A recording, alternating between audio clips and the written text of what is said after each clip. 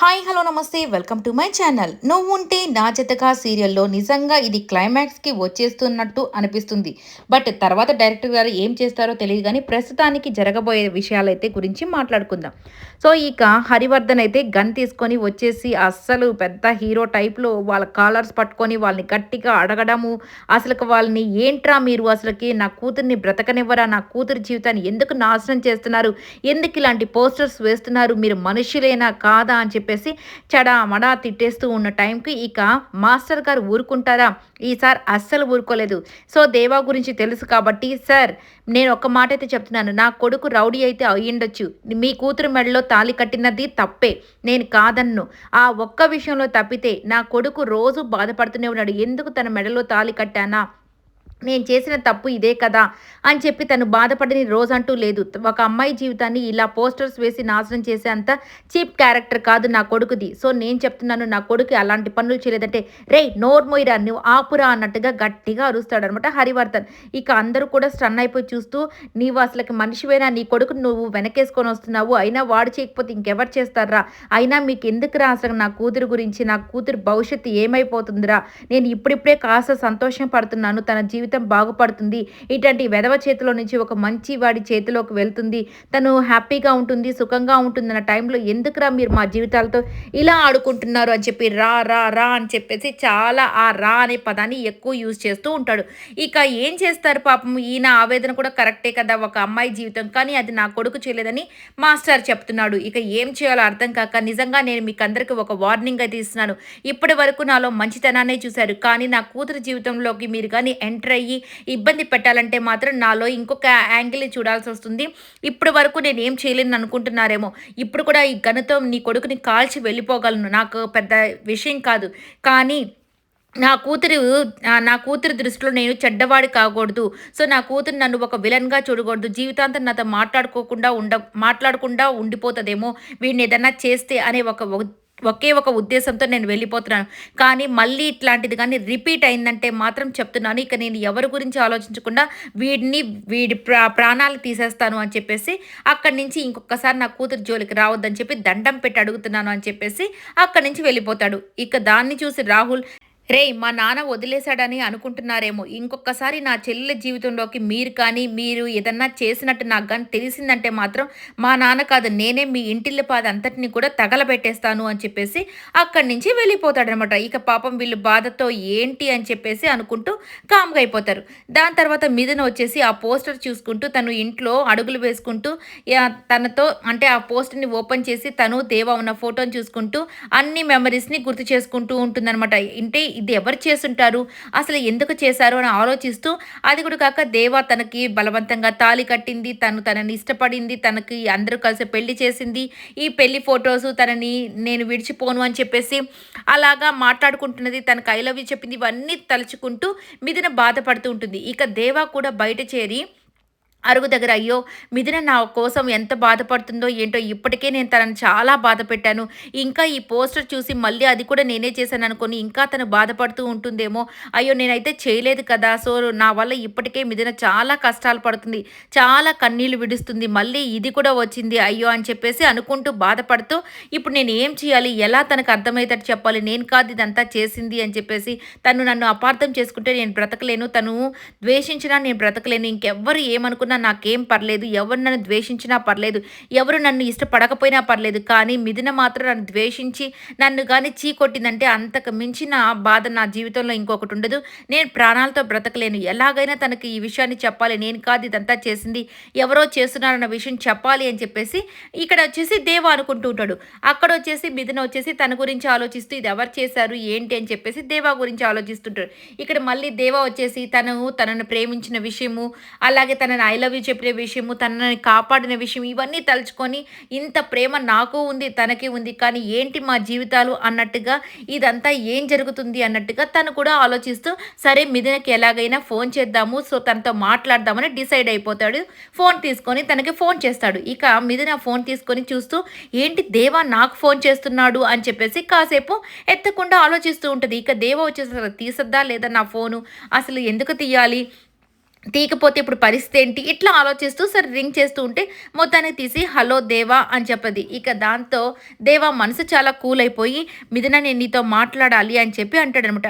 ఏంటి ఏం మాట్లాడాలి అంటే, లేదు నీతో మాట్లాడాలి ఒక విషయం గురించి అంటే, సరే ఎక్కడికి రావాలి అని చెప్పి వెంటనే అడుగుతుంది. ఇక దేవా అయితే షాక్ అయిపోతాడు. అయ్యో! అసలు నాతో మాట్లాడదనుకున్నాను కానీ తనేమో నాతో మాట్లాడాలి ఎక్కడికి రావాలని ఇంత ధైర్యంగా అడిగిందని చెప్పేసి, సరే అని చెప్పేసి గుడికి రమ్మని చెప్పి అది మనకు చూపించారు మ్యూట్‌లో అనమాట. గుడికి రమ్మని చెప్పి చెప్తాడు. ఇక ఉదయాన్నే అయిపోగానే ఇక వీళ్ళిద్దరూ గుడిలో కలుసుకునే దానికి తను వస్తది, ఇతను కూడా వస్తాడు.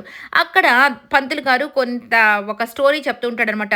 ఆ పార్వతి పరమేశ్వరుడి కోసం, పార్వతి గారు అలాగే శివుడి కోసమో సంథింగ్ సారీ అండి ఆ స్టోరీ కరెక్ట్‌గా గుర్తు రావట్లేదు. బట్ ఆ స్టోరీ చెప్తూ ఏం చెప్తుంటాడంటే తన భర్త కోసం వేచి ఉన్న ఒక ఆవిడ అలాగే ఆ భర్త ఎప్పుడు వస్తాడా అని చెప్పి ఎదురు చూస్తూ ఉంటుంది అని చెప్పగానే ఇక్కడ మిథునని చూపిస్తారు. ఇక అక్కడ దేవా కూడా వచ్చుంటాడనమాట. ఇక భార్య కోసం ఎదురు చూస్తున్న భర్త. ఇక వీళ్ళిద్దరూ ఎలా కలుస్తారు?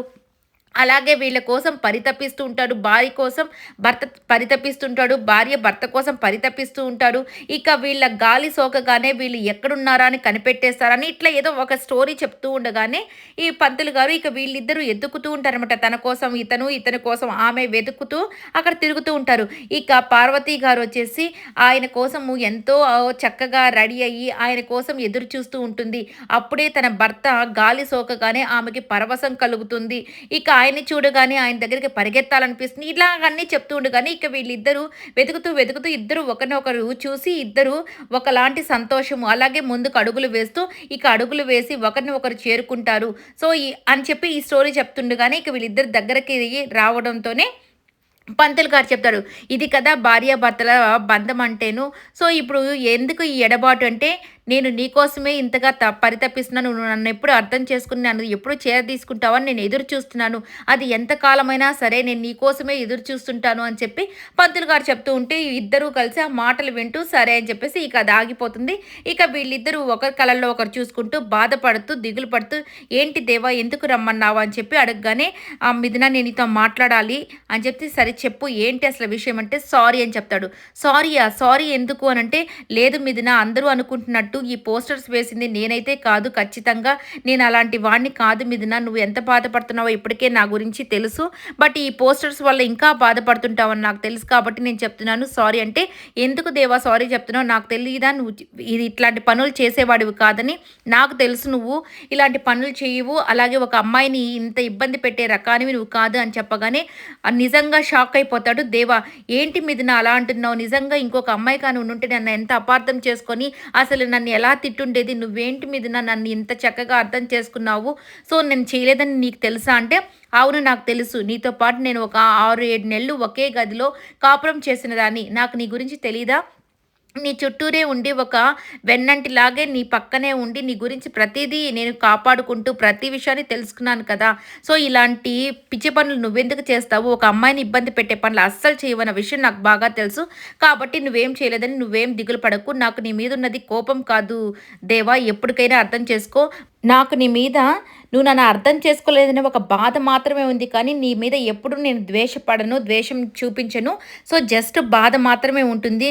మనిద్దరం ఎందుకు ఇట్లా అని చెప్పేసి అంతేను అని చెప్పి చెప్పగానే ఇలా మాట్లాడుతూ ఉండగానే ఇక అక్కడొచ్చేసి ఆదిత్య అలాగే త్రిపుర వీళ్ళిద్దరూ ఏంట్రా భలే మంచి పని చేశావు. ఈ పోస్టర్స్ వేసేసి రిషిని ఆ పోస్టర్స్ చూస్తాడు. ఇక ఆ పెళ్లి ఆగిపోతుందని నువ్వేమో మంచి ప్లాన్ వేసావు. కానీ మా మావయ్య నీకంటే తెలివైనవాడు కదా! రిషిని బయటకు పోనీయకుండా అసలు వాడిని ఇంట్లోనే పెట్టాడు. ఇది కాదురా నువ్వు చేయాల్సింది. ఇంతకు మించిన పని ఏదైనా చేస్తేనే ఇక రిషిని ఆపగలవంటే, అవునా అక్క నేను పోస్టర్స్ వేస్తే సరిపోతుంది అనుకున్నాను.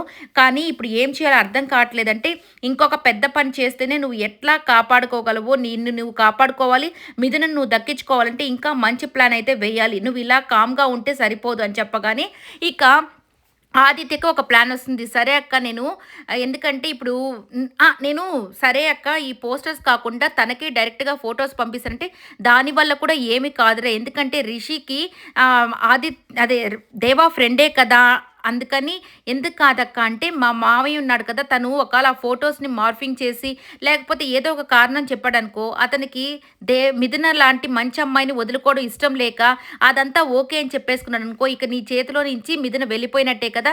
నువ్వు ఇంకా అంతకు మించిన ప్లాన్ వేయాలి. నువ్వు జాగ్రత్తగా చూసుకో అని చెప్పేసి వెళ్ళిపోద్ది.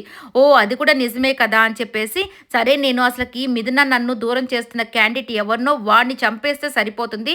నేనేదో పోస్టర్స్ వేస్తే సరిపోద్దనుకున్నాను. అది కాదు. ఇంక అంతకు మించి నేను ఏదో ఒకటి చెయ్యాలి అని చెప్పేసి డిసైడ్ అయిపోతాడు దేవాని చంపాలని. ఇక సరే వీళ్ళిద్దరూ మాట్లాడుకుంటున్నారు కదా! ఇక్కడ అది చూపించేసిన తర్వాత ఇక్కడ మళ్ళీ వీళ్ళిద్దరూ మాట్లాడుకొని అట్లా చూస్తున్న టైంకి అక్కడికి రిషి వస్తాడనమాట. ఇక రిషిని చూడగానే మిథునకి భయమేస్తుంది. అయ్యో! ఏంటి రిషి మమ్మల్ని చూసేసాడని. ఇక రిషి వచ్చి ఏం డైలాగులు కొడతాడు. ఏంటి మీరిద్దరు ఇక్కడ ఏం చేస్తున్నారు అసలకి? అయినా మీరిద్దరు ఒకరినొకరు కలుస్తారని నాకు అస్సలు అర్థం కాలేదే. అయినా నన్ను కాకుండా మీరిద్దరు కలిసి ఏం చేస్తున్నారు ఇక్కడ?